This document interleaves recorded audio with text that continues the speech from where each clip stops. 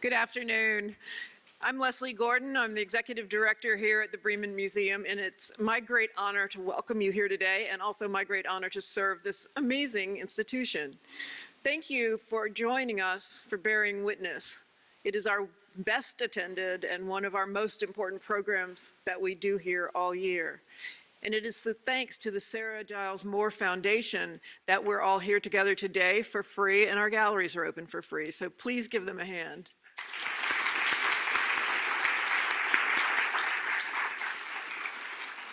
A few things. I have in my hand a survey, which is probably you're all sitting on one.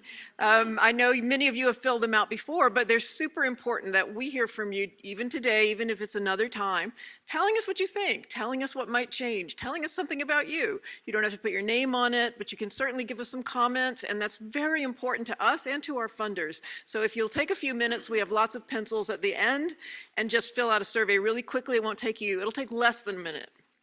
The other things I want to point out is that we have more programs coming up. Our next Bearing Witness is going to be on December 8th, where we'll feature Murray Lynn.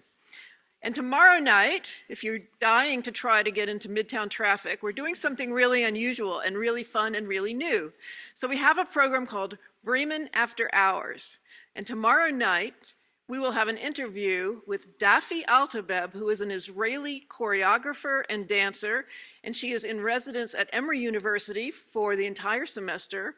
And she will be interviewed by Lori Teague, who is the head of Emory Dance, in a conversation about why Israel, that little country, has such an influence on world dance, and about her company. And we'll have 7 dancers here who'll give you a preview of the piece that's going to premiere at Emory on Thursday. So think about Dafi Altabeb in conversation tomorrow night at 7, and free beer and wine. So the reason we are here today, of course, is to hear this incredible testimony and to introduce you to our speaker. Please welcome the head of the Weinberg Center for Holocaust Education, Rabbi Joe Prass.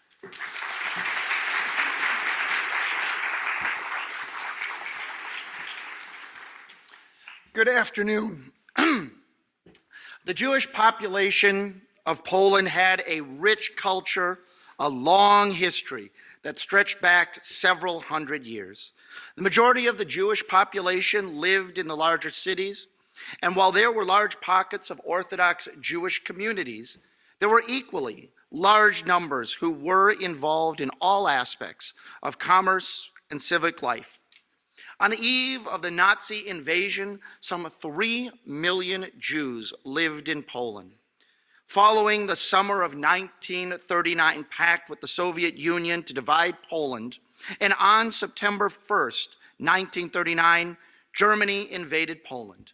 The Polish army was defeated within weeks of this invasion.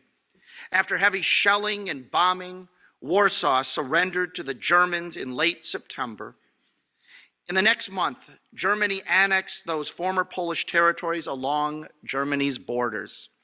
Soon after, the Nazis set up a system of confining Jews to ghettos. By 1942, all the Jews of Poland were confined to ghettos, living in hiding or on the run. And as we know, life only got worse as the ghettos were liquidated and the occupants sent to concentration and death camps. A lucky few were able to remain in hiding or were found to possess some skills that the Nazis felt were useful for slave labor in their war effort. And by the end of the war, it's estimated that 90% of those 3 million Jews in Poland had been killed. Though this remnant had survived, for the most part, there was nowhere to return to. The Jewish neighborhoods had been either destroyed or occupied. In addition, there was no community left to support those that remained. And as they gathered in the displaced persons camps, the majority looked to leave Poland for good. And by 1950, the Jewish population of Poland was reduced to about 45,000 from 3 million. It is against this backdrop that our speaker today, that George Rishfeld, began his young life. Born in Warsaw into a loving family just months before World War II began, George's life quickly changed as the family fled the Nazi onslaught, only to be put in the ghetto of Vilna, confronting an unimaginable choice. George's parents decided to trust the Polish family to care for their son as they faced their own uncertain future. And what I can tell you of our speaker today is that George is a kind and caring gentleman who has devoted so much of his time to making sure that the heroism of his protectors and his family is told today. So after our film in just a few moments, then George will come on the stage. We will share a few remarks, and then there will be opportunity for questions and answers following the film and the remarks. My friends, the amazing story of Mr. George Rishfeld.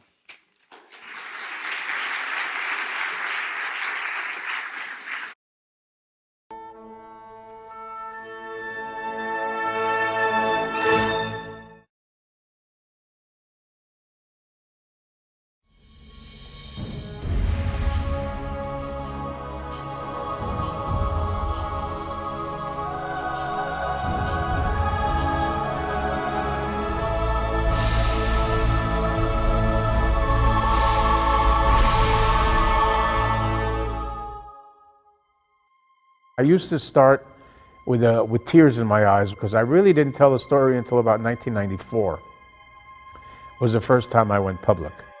But once I went public for a while and I realized I was comfortable with it, I feel that the world has to know, and if I have a room filled with 50 kids or 1,000 kids, it doesn't matter. My feeling is that if I reach one, I'm a winner.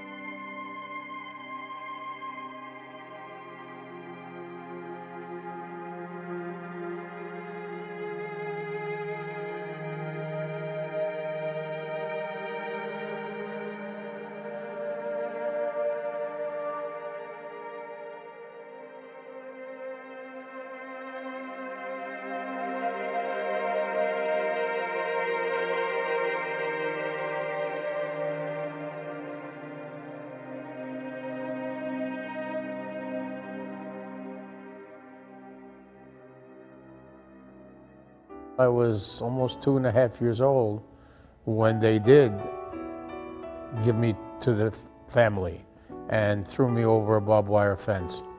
Now the reason they could throw me over a barbed wire fence at the time was because I was very small. When I was first born, I was 4.5 pounds. The gentleman that was Papa Franskevich to me was my father's foreman in the factory, and Halinka was my father's bookkeeper. So both of them worked for Dad. They had made this arrangement with them that if Mom did not survive and Dad did, they would return me to Dad. If the opposite happened, they would return me to my mother. If both of them did not survive, then they would officially consider me as their son and raise me, unfortunately or fortunately, raised me as a Catholic.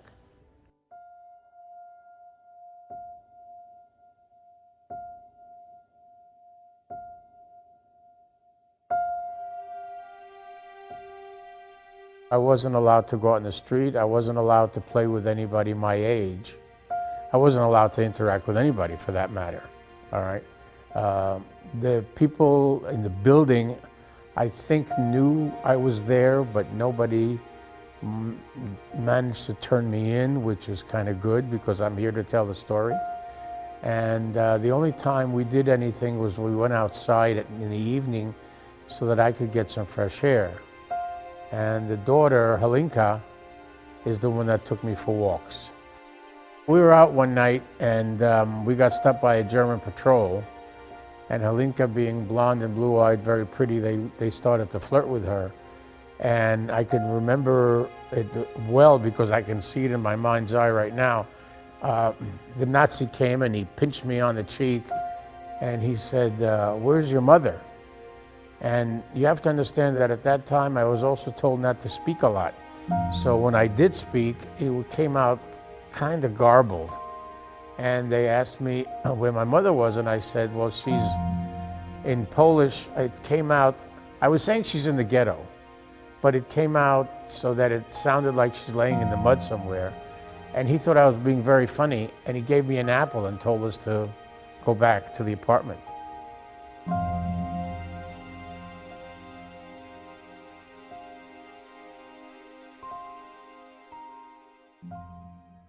The Franskevich family took me to church on Sundays, and we would go to church. And one particular day, the Nazis were coming in. We heard the truck, and they were starting to come in, and Halinka knew that they were going to start looking for kids. So this one particular day, they came in, and Halinka told me, you know, grab your stomach, make believe you're sick, and if you can, start to cry. And I did that, and I grabbed my stomach, and I started to cry and everything. She picked me up, and we walked out. As we walked out, the Nazis were walking in, and we passed right by them, and they didn't say a word to us. So we got very lucky. Just as lucky as we got on the street when the Nazi gave me an apple. One of the things that I did really was, because I really couldn't, you know, didn't have any friends to play with or anything like that, was my room was the last room, and I would sit by the window, and across the street was an infirmary, a small little hospital, I guess. And the Nazis would be brought in, the ones that were wounded and so on, and they'd be brought in for repair. And I sat there and I killed them. And I think I killed about 10,000 Nazis, you know, with this finger. Because I would sit there and shoot them. To me, it was an adventure. The only thing that was missing and that I just didn't understand as to why was the fact that my parents weren't there. So I kept asking for my mommy and my daddy, you know, and the only thing they told me was, everything's going to be okay, don't worry. It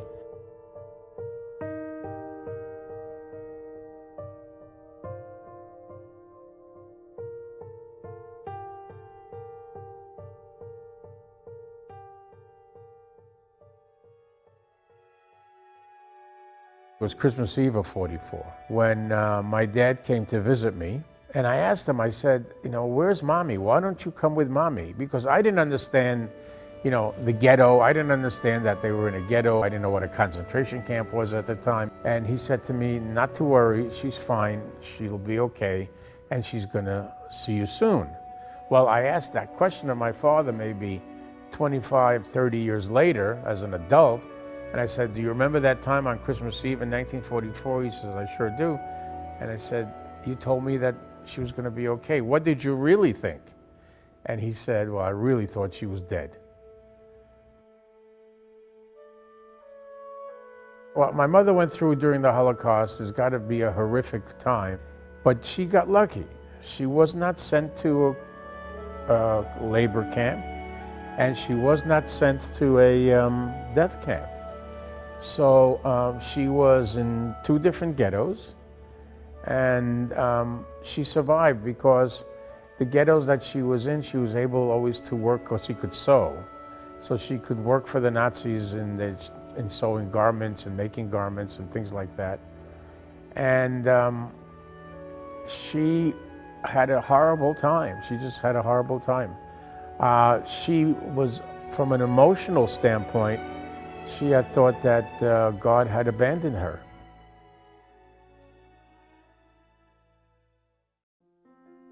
Mom thought that Dad was dead, and Dad thought that Mom was dead. So the emotion was unbelievable, obviously. When they came to the apartment, you know, it was like 10 New Year's Eves all in one moment. I mean, the fact that I saw the both of them together, it was quite a day. It was quite a couple of hours when I first saw them again together.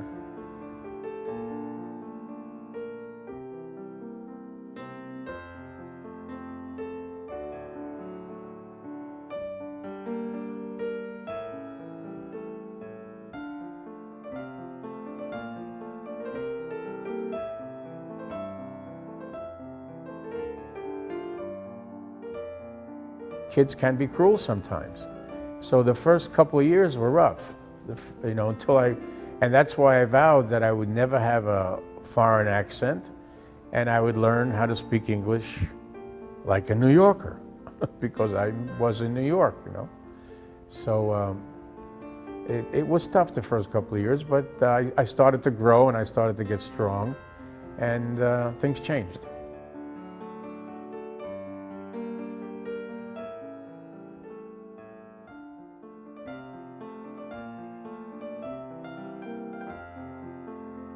I know I survived for a reason. I survived because the story has to be told, and I want to tell the story.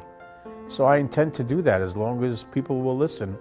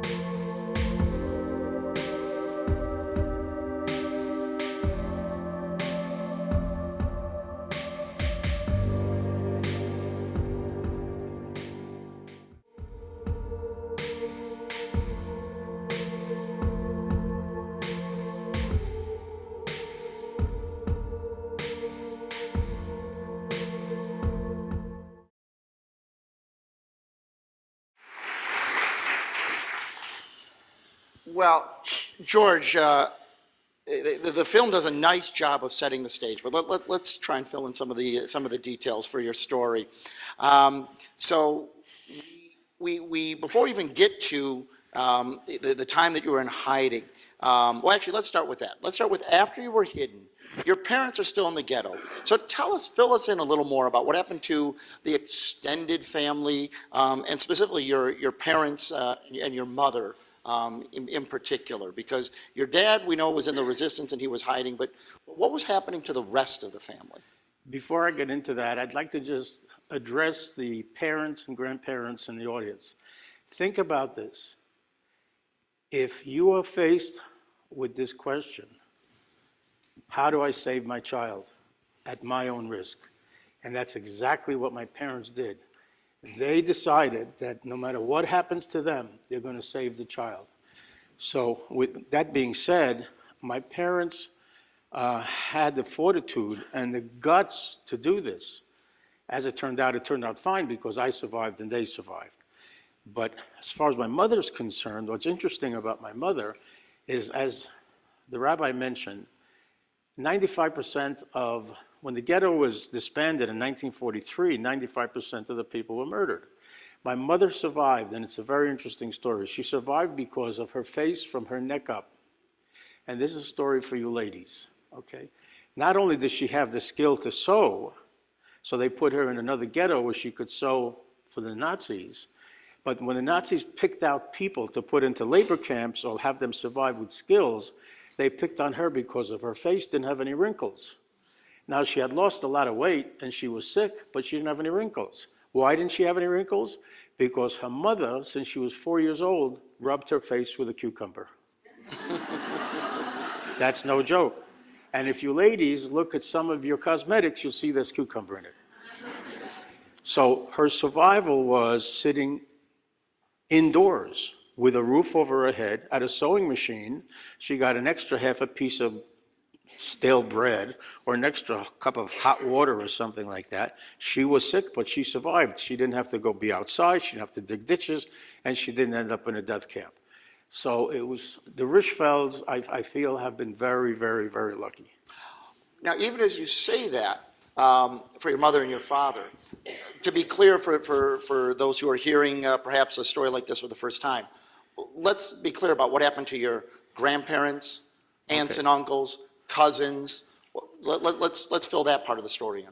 Aunts and uncles, I had two uncles. One went to Israel in 1939, 1938, excuse me, 1938, became an architectural engineer. As a matter of fact, for you folks that have been in Israel, there's one golf course there in Caesarea. He built it. Okay. The other uncle ended up in Siberia. The first uncle was my mother's brother. The second uncle was my father's brother, and he ended up in Siberia and was able to survive because of that. Everybody else was murdered. There isn't any other Rishfelds around, okay? So my grandparents were taken to a mass grave and shot. There was a picture up there before with my parents and my mother's sister, my Aunt Felicia, who was walking in the street one day with my 9-month-old cousin, and a Nazi came up to her and started to get fresh with her, and she instinctively slapped him, and he just pulled out his revolver and put a bullet in her head and put a bullet in the baby's head and left them there in the street dead and walked away like it was nothing. So I never got a chance to meet my uncles and my aunts. I never got a chance to meet my cousins or anything like that. I want you to know when I say I never got a chance to meet, I did meet them. I was just too young to remember. Sure. Thank you. Thank you. During the war, the Nazis continued to seek out families and children who were in hiding. And in the one story that's in the film where the Nazi pinches your cheeks there. But were there other encounters with Nazis seeking children while you were in Halinka's care? Let me clarify that. The Nazis had what they call the final solution. The final solution was to kill as many children as possible, because obviously children are the future. So to kill as many children as possible. Well, how do you find a Jewish child from a non-Jewish child? Why did they come to the church? They came to the church looking for Jewish children because they knew that the Franskeviches were known as righteous Gentiles, okay? Gentile just means you're not Jewish, and righteous, I don't have to tell you what that means. There were thousands of righteous Gentiles that saved Jewish lives. So what they would do, they would come to the church. Well, how do you tell a Jewish child from a non-Jewish child? Well, it's very easy with boys, because at those days, only Jewish males were the only ones that were circumcised. So you drop the pants of the kid, you see he's circumcised, you either shoot him right there, or you take him out and shoot him, or you take him to a labor camp, depending on the age, or to a death camp, and the people that are harboring that child, they're dead. There's no such thing as the righteous Gentile saying, hey, Mr. Nazi, I'm never going to do it again. It's my first time. I won't hide anybody anymore. There was no second chances. So they were just as much danger as the person that they were hiding. So I'd like to add to that story. Okay? Please. One day we're in the apartment, and I remember it was on a Saturday. So all of us were there, and the truck stops by. Now, I don't know what's going on because I'm too young, and I'm not too young to remember it, I'm too young to intellectualize it. So that's the main difference, okay? So my room was the last room that I shared with Halinka. My mattress was about yay big. And they told me, they said, get under your mattress. I didn't know why, but I did it. And what they did is they drew the blanket down to the floor so that when you walk in, all you saw was blanket. And they said, just lie there, don't move, don't blink, don't do anything, no matter what happens. I said, okay. To me, it was a game. I got under the bed, they drew the blanket down. The next thing I know, I hear footsteps and I hear chatter. And then following that, this blade comes through the mattress and just touches my chin, doesn't break skin, just touches my chin. And I grab onto myself, and I followed instructions, and I didn't move, and the blade comes out. Now, if that Nazi wasn't lazy, and if he would have picked up that blanket, I wouldn't be here to tell the story, and the Franskeviches would be dead as well, okay? So we had another incident where my dad came to visit me, and the apartment was like a railroad flat. It was a straight room after room after room. So the first time he came to visit me, I didn't know what was happening because Papa Franskevich, Mr. Franskevich, who I ultimately called Papa, Mrs. Franskevich, who I ultimately called Mama, and then there was Halinka. Well, Papa Franskevich and Halinka went to work for the Nazis. I was in the apartment with Mama Franskevich, and she said, I'm going to get some food. I'm not taking you with me. She never took me with her anyway, but I'm not taking you with me. And remember, no matter what happens, you don't open the door, even if it's your father. Now, folks, why would she say that? I think subconsciously, this is when I first became to know about women's intuition because she had a feeling. The ghetto was destroyed, okay? She had to have known that maybe my parents were dead, but she's not even if it's your father. I said, okay, so I'm sitting around, and no Nintendo, no iPhone, no TV, right? What am I going to do? So that's when I started killing Nazis with my finger. And when as I was killing Nazis with my finger, there's a knock on the door. Well, if you walked in the front door and you made a U-turn, there was a bathroom here. And if you stood on the toilet seat when you were my age and there was a slotted window here, you could see who's at the front door. And guess what? It's a man and my father. And the man takes his handkerchief and wipes his brow, and I see a gun. Never saw this guy in my whole life before. I don't know who he is.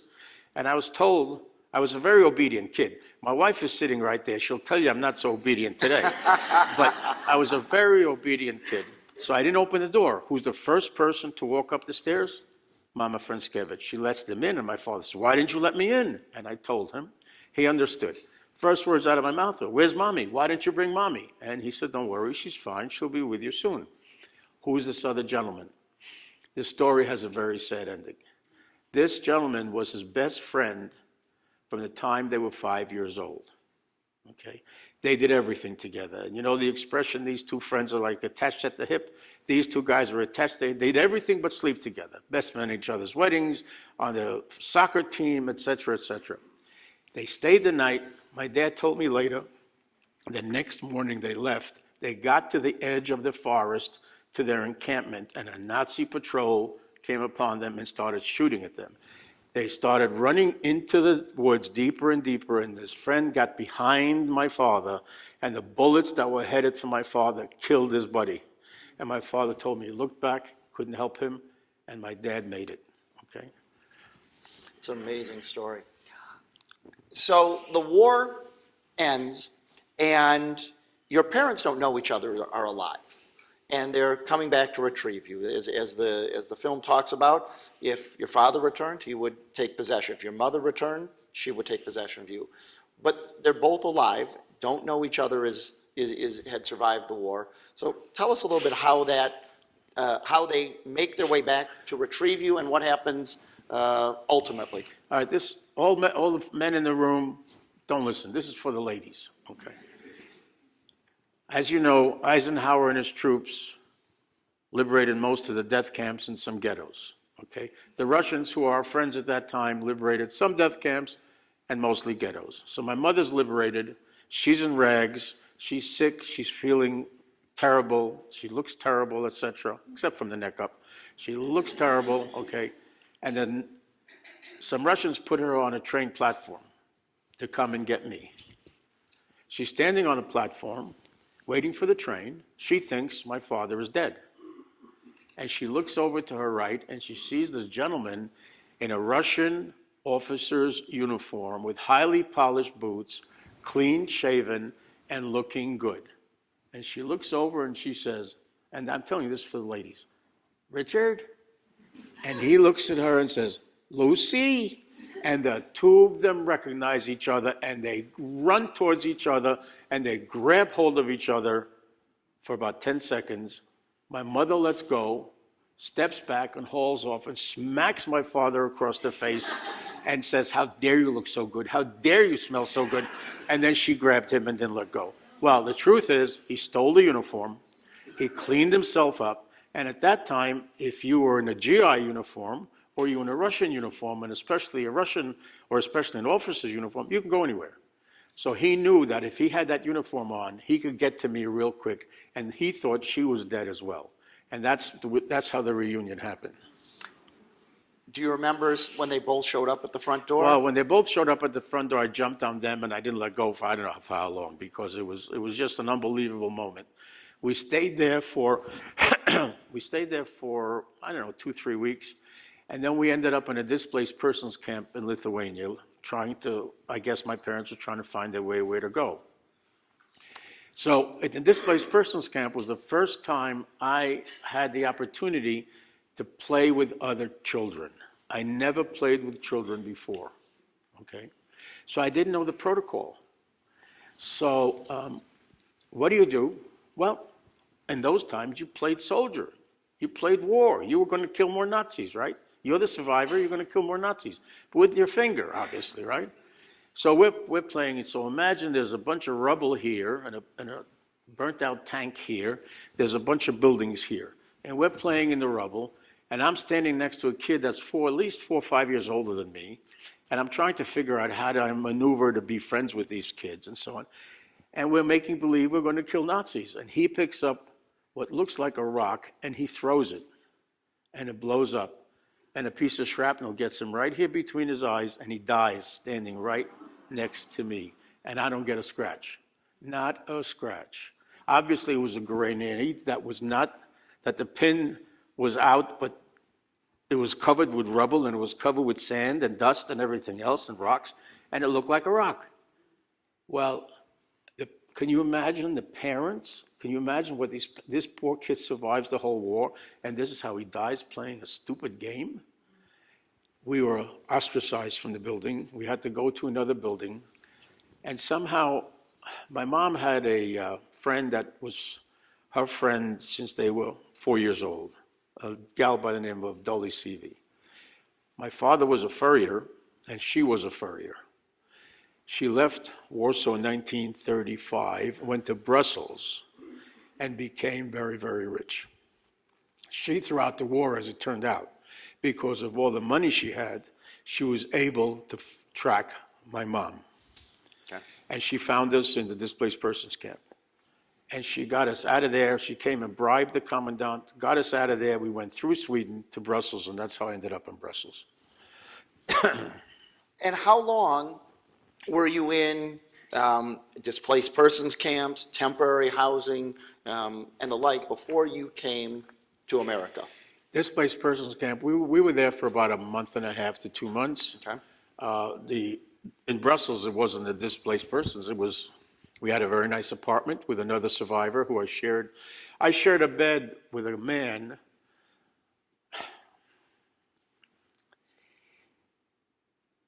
He lost his wife and 4 children. And I shared a bed with him in Brussels. As far as that's concerned, that's when I went to school for the first time. That's when I learned to read and write, and it was French. Mm-hmm. Okay, because up until then I could speak like 4 or 5 different languages, but I didn't know what I was talking about.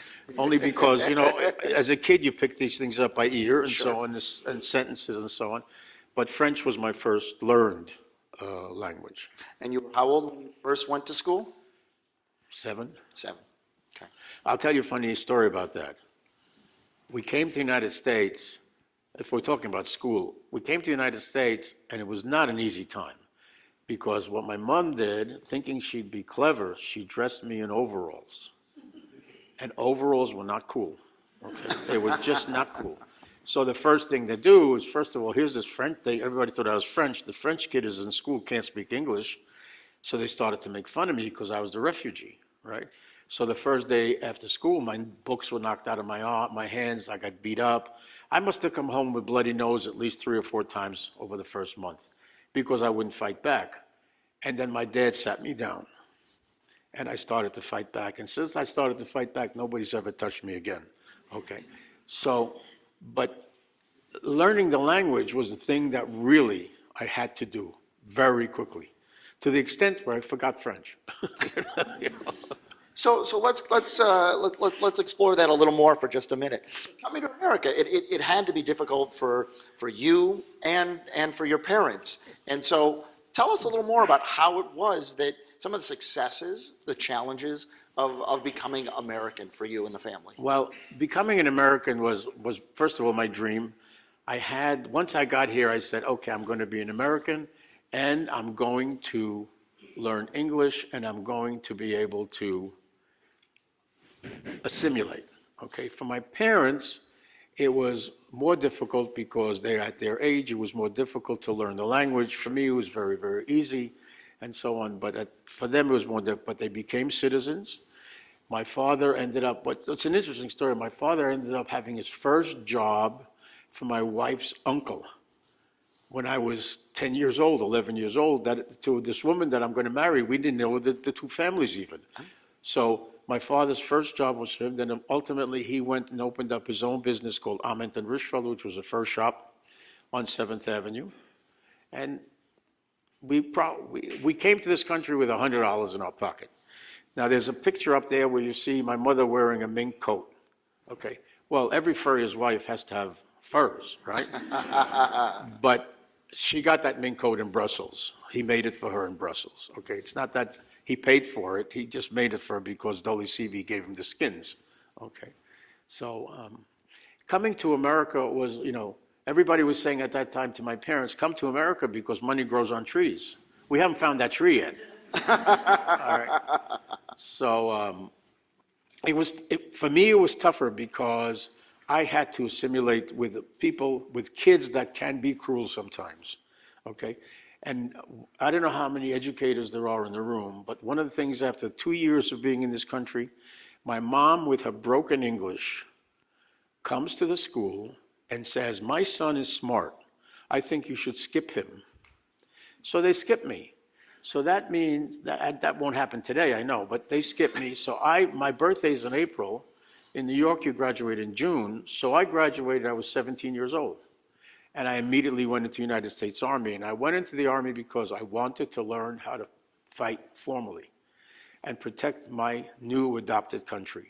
My mom, she disowned me for maybe 10 minutes. Okay. My dad put his arms around me and said, go, okay. But again, I got lucky because it was after Korea and before Vietnam. So it was a peacetime army. The only difference is the army that I was in was in Fort Chaffee, Arkansas, where it was segregated. Mm-hmm. And I had Ku Klux Klan guys in my platoon. But that's a whole different story. Okay. We'll see if they want to. We'll see if that comes up later. Before we open up the floor for questions, I know that there is a poem that's really very significant to you, and we're going to call someone up to read it in just he's coming up now. Please introduce the book. Okay. Please. My dear friend Alan Granith is going to read a poem that is very dear to me, and also in honor of the 1.5 million children that were murdered. We Are the Forgotten Children by Eddie Strauss, a survivor who's no longer alive. We are the forgotten and hidden children, we who are the last witnesses to this nightmare, the Holocaust. We who have continued to hide have come out of our darkness into the light. I am a child who has lost his youth. I am the child hidden by the church. I am the child hidden by strangers. I am the child what tomorrow would bring, not knowing what tomorrow would bring. I am the child with no name. I am the child hiding in the sewer, the attic, not to see the sunlight and play. I am the child with no family. I am the child in constant fear. I am the child who survived, the child who forgot how to smile and cry. I am the child in hiding, wondering when will they come for me? Why all of this hate? Is it so bad to be a Jew?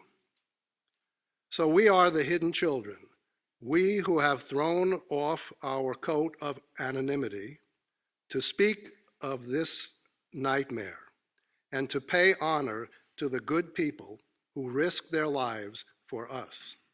For we are the children hiding no more. Thank you.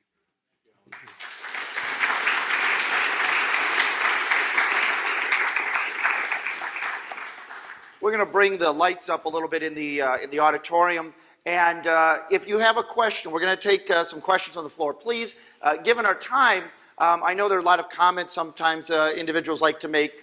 Please let's confine our remarks to questions of our speaker today. So if you have a question, if you'll raise your hand, we will bring a microphone around. So we'll start, we'll bring the microphone right back there.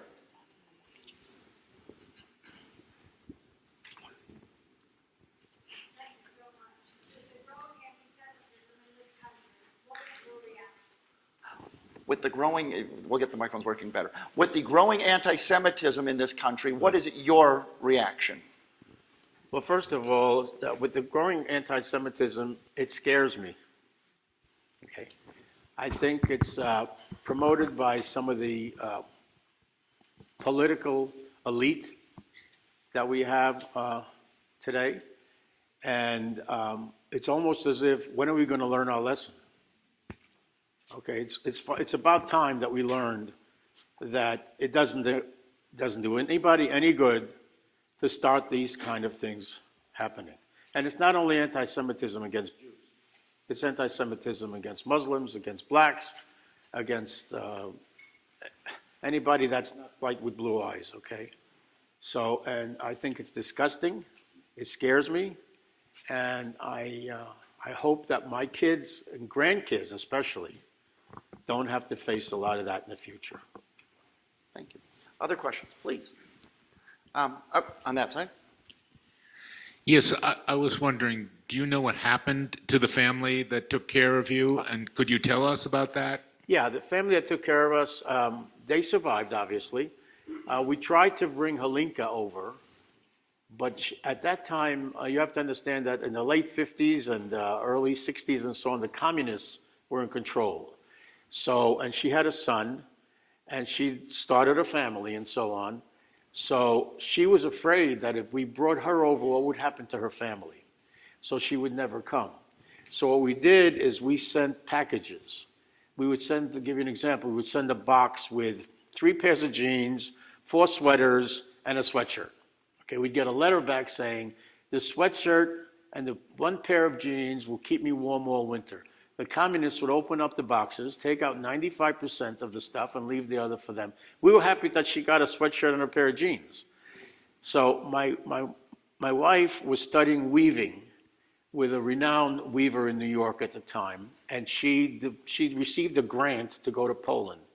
And the Polish weavers are renowned. And as a matter of fact, this lady became the head of the art department at Arizona State. And so she was going to Poland.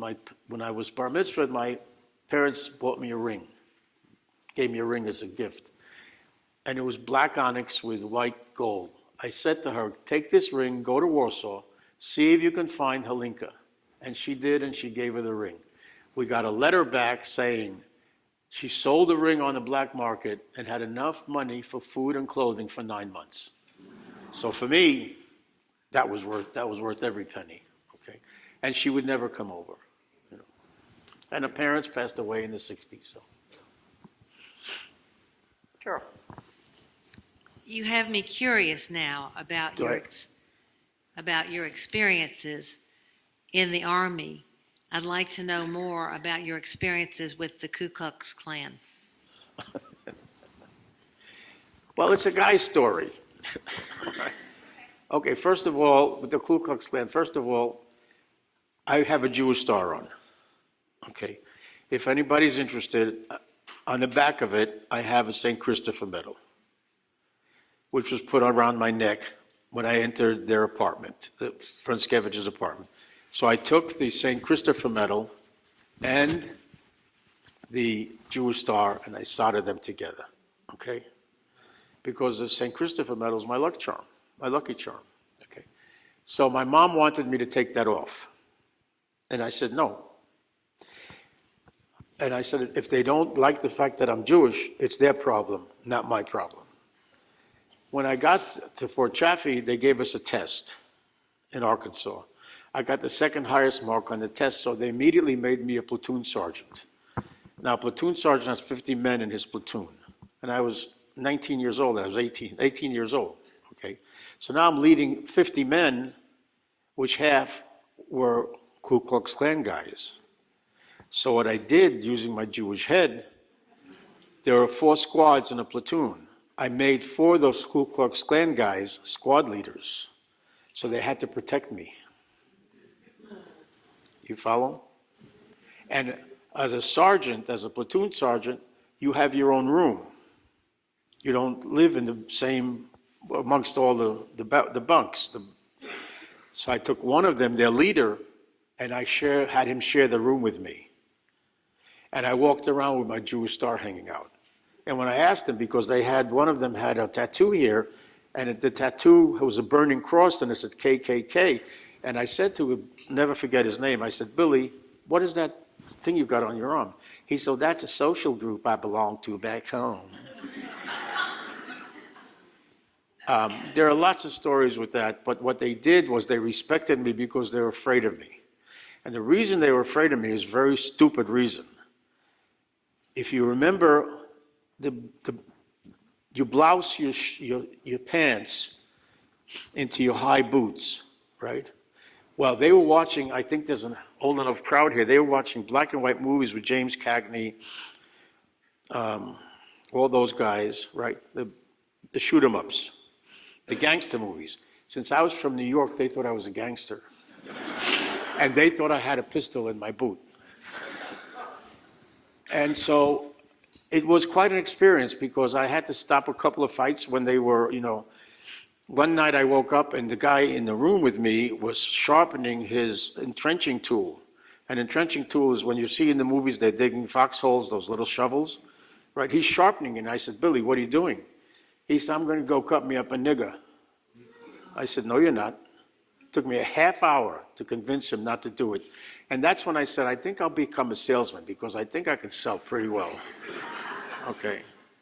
So I had incidences like that. So it was quite an experience. It really was quite an experience because these people were they're brainwashed. They're so brainwashed, And I'm talking 56, 57, 58 that time. Okay, thank you. Others, please.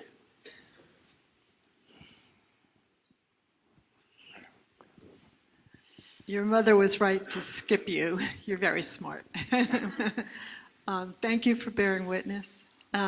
I'm interested to know, George, whether your father ever shared about his experience in the resistance. When he was with the underground, when he was with the partisans? With the partisans. That's the one thing, that's the one thing that I could not get out of him. When he told me that he helped people, he told me that he stole food and so on for people. Kids ask me, did your father kill anybody? I don't know, because he wouldn't talk about it. Okay, he was very closed-mouthed about that. Because the experience was very hard for him, obviously. And I think one of the reasons at that time they didn't want to tell me so much because they didn't want to upset me. They thought it would upset me more. Okay. But obviously, being in the forest and the partisans, and I went back to Lithuania and I saw some of the caves and everything that they lived in and so on. So it was, he just wouldn't talk about it. Thank you. I think we have someone, is it a young person?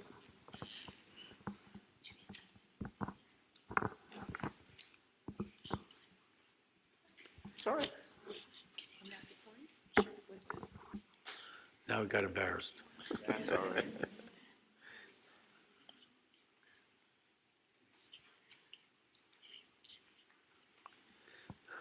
So when you were young, if someone came up to you and asked you if you were Jewish, what would you say? Someone, When you were younger, if someone had come up to you and said, "Are you Jewish?" what would your response have been? I said definitely yes. Very good. I've been called a dirty Jew only twice. And both times I put one kid in the hospital, and the other time it took like 5 people to get me off of him, and that was in the Army. Okay. We don't recommend that, but We don't recommend that. We don't recommend that, but. we have a question over there. Hello. Hi. What were the Nazis like, and what type of things did you hear about them as a child? What are Nazis like? What were they, the ones that you had interactions with, that, a general impression of the Nazis you interacted with? I You think must is the question. understand that at that particular time, I was too young to intellectualize it. So I really did not know what a Nazi was. When my brain woke up was about the time frame of 9 and 10, when I was able, and that was in Brussels and coming to the United States. And so my brain started to study, and I started to realize what had happened to me. And all the incidences, the blade coming through the mattress, the being carried out of the church and everything, that I developed my own PTSD.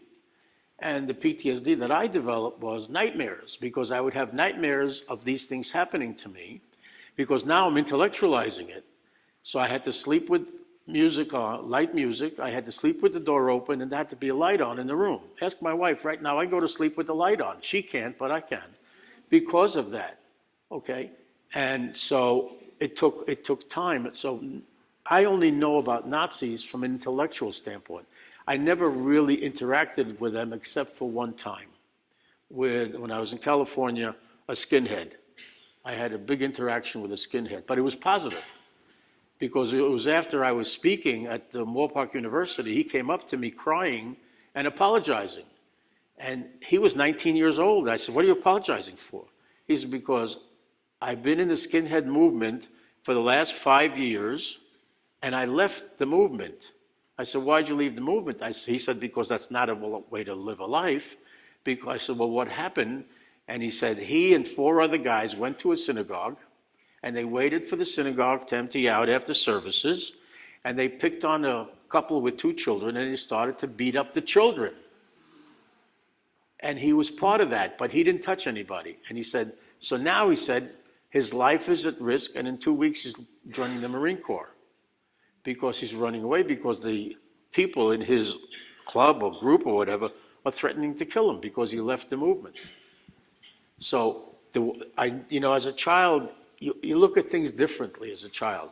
As you grow up and you can intellectualize it, your whole head becomes different and you start thinking about it differently. So for me, it was when I started 10, 11, 12 years old is when I really knew what happened.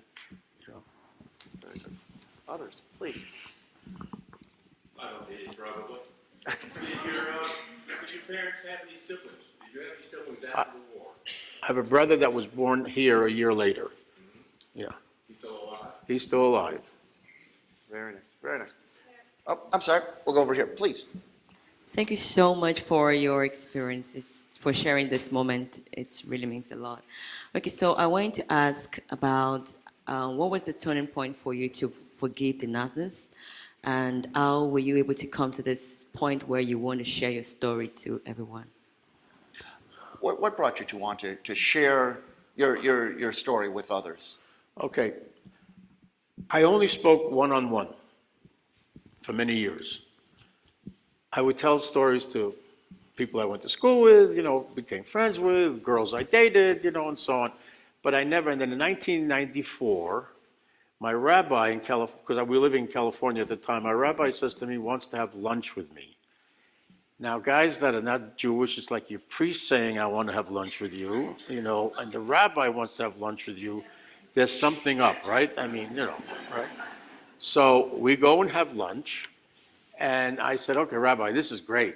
I'd always like a free meal, but why? He says, because I volunteered you. I said, you volunteered me for what? He says, you're going to be the guest speaker at an event 3 months from now. I said, guest speaker for what? He says, well, you're telling your story, and there'll be about 400 people. I said, no, that's not me. So it turned out in California, they were honoring the Danish ambassador for what the Danes did to save Jewish lives during the war, and they wanted a Holocaust survivor. So he picked me, and he was on the committee.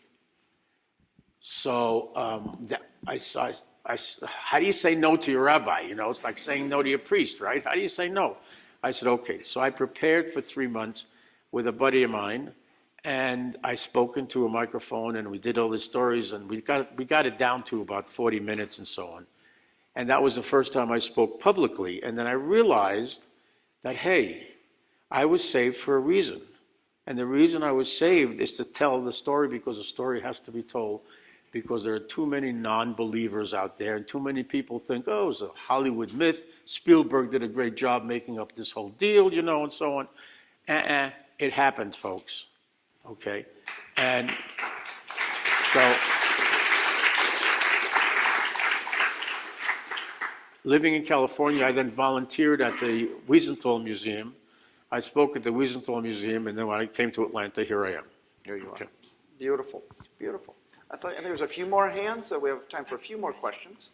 All right, see one back there.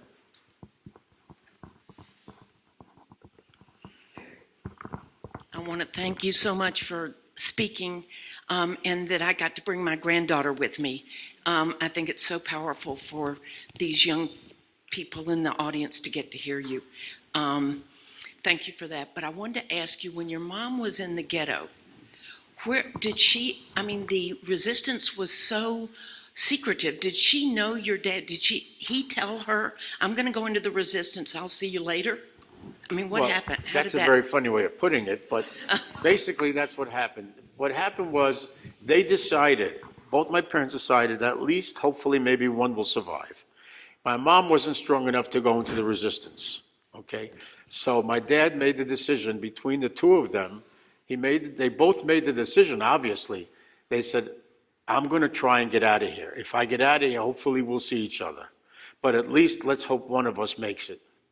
Okay, and that was the deal that they made between the two of them, and as you know, they both did survive, so. Very good, thank you. Desi, one more hand before we, okay. Right, okay. Young man there. So every time you and Halinka took a walk, even though the adopted parents told you not to, would you sneak out, or did they tell you it was okay? I'm going to repeat the question exactly. Every time you and Halinka would take a walk, even though your adopted parents, Papa, said that you shouldn't go out, were you sneaking out? What was the circumstance when you went out with Halinka? When I went out with Halinka, it was just we were going out because they wanted me to get some air other than the air in the apartment. But what's interesting about that was we lived on the 3rd floor of a 4-story walk-up, no elevator, right? So to this day, I still don't understand why they did this. But when we went out for walks at night, they let me walk down the stairs. When we went to church on Sunday, she carried me. Why, I don't know. But think about this. I lived there for almost 3.5+ years. Nobody ever came up the stairs. Nobody ever came down the stairs when I was on that staircase. And nobody in this room is going to tell me that the people in that building did not know I was there. They had to have known I was there. They knew the Halinkas and the Franskeviches didn't have a grandchild. It was a small building. They knew it, and I got lucky. You know Anne Frank, what happened to Anne Frank? She was saved for 2-3 years, and then 6 months before the end of the war, she was murdered, right, because somebody turned her in, all right? So that building, to me, I mean, nobody ever came up and down the stairs when I was on that staircase. Sheer luck. Or somebody up there is looking out for me, you know. I think this is our last question for right now. Thank you. I also want to thank you for sharing your story. Have you ever met with other children who have been hidden? Have you ever met other hidden children, and other survivors who were hidden children? Well, yes, I've met other survivors that are hidden children and so on. But I just want to say about children. Children are the future. So everybody sitting in this room, I'm a witness, right? So now all of you are witnesses because you've heard a witness. So what I want you to do is I want you to tell the story. Tell the story to your grandchildren. Tell the story to your children. Make them aware of what went on at that time. So hopefully, even though there are many Holocausts going on today, I mean, just look around you, you read the papers, you look at the news, there are many Holocausts going around, but never one as organized as this one was, okay? We have to stop that from being our future. And the only way to stop that is to have the kids grow up to know not to do that.